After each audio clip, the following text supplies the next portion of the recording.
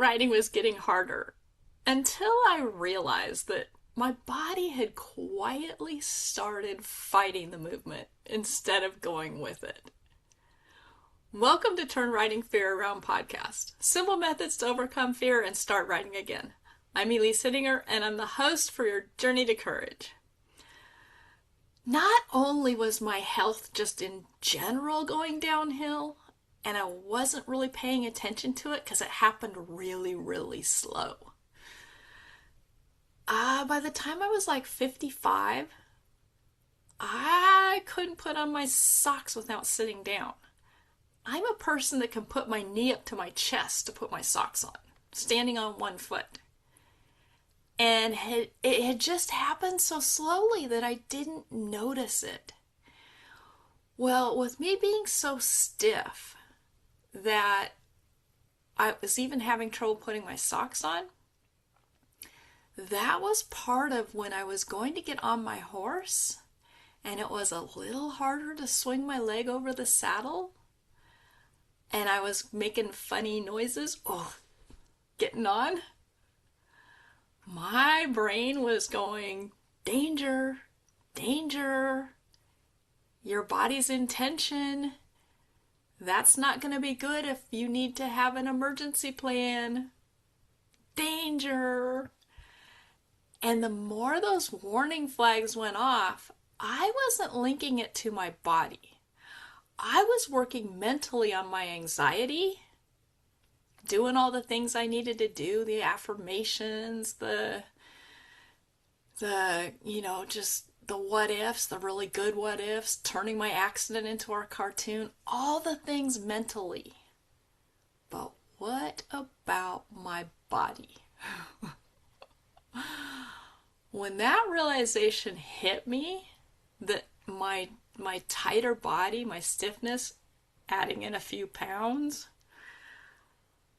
I really had an epiphany that I needed to work on getting healthy. I wanted to get healthier as I aged, not age getting worse. And I knew it was possible because I had a friend who started running marathons in her 60s. And by the time she was in her 80s, she was running ultra marathons, 100-mile marathons in the Rockies, running. So she went from sitting on the couch, not able to make it to her mailbox in her 50s, to running 100-mile marathons. And I'm thinking, okay, I don't want to go to that extreme, but I want to feel good riding. So sometimes the fear starts with how we feel in our body, that tension that's building up, that inflammation, all the stuff I'm not allowed to talk about.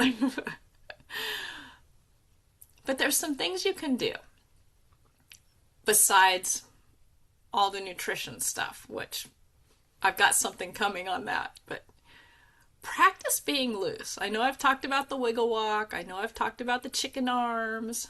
Just the more you can loosen up your body, the better you will feel. And then you don't want to fight the movement. I know when I was first feeling stiff, feeling a little stiff made me feel more stiff because I'd go, I feel stiff, and that would make me stiffen. So now I go, I feel stiff. Okay.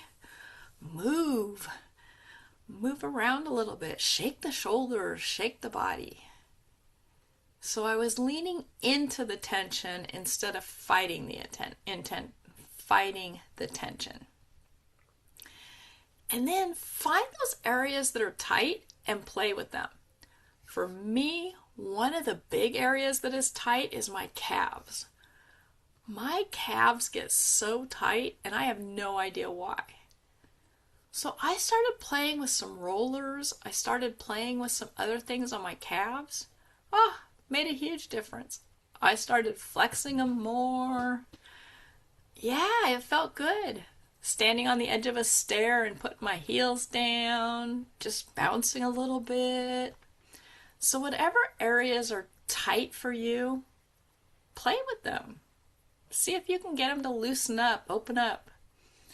And a little secret with that is if you've got something that's really tight, like say my calf was really tight. I'll move my tongue back and forth inside my mouth 5 or 6 times, left, right, left, right, left, right. And then I'll go move it again. And because I've taken my brain out of it, it moves so much easier. So you can kind of get your brain busy doing something else while you're doing the tension stuff, tension release, and that'll help you feel better too. Now, I've just started a wait list for my new Healthy Rider Reset. And it's going to be a 1-month program. I'm just going to walk you through the things I did to feel really good again. I lost weight, I lost inflammation, I was more flexible, I was more balanced, and I was stronger. And I'll put a link in the description below to get on the wait list. It's not quite ready to be released yet, but hopefully in the next couple months, I'm going to be announcing that program. I'm working really hard on putting it together with some nutritionists, some coaches. And how I'm doing it is I'm making it so that you can tailor it for you. I'm going to give you what I did, but not everybody's the same. So I'm going to give you ideas for other things to try that might work better for you than what worked for me. And so I'll give you my path so that you've got, if you're one of those that likes step by step, you'll have the step by step, here's what I did, and you can just follow along with that. Or if you're somebody that's a little bit more adventurous, I'll have some options for you too. Maybe things I've tried that didn't work for me that have worked for other people. Anyway, put a link in the description below. Tension in our body is not good. Let that tension go. Tension in our brain is even worse. Let that tension go. See you guys!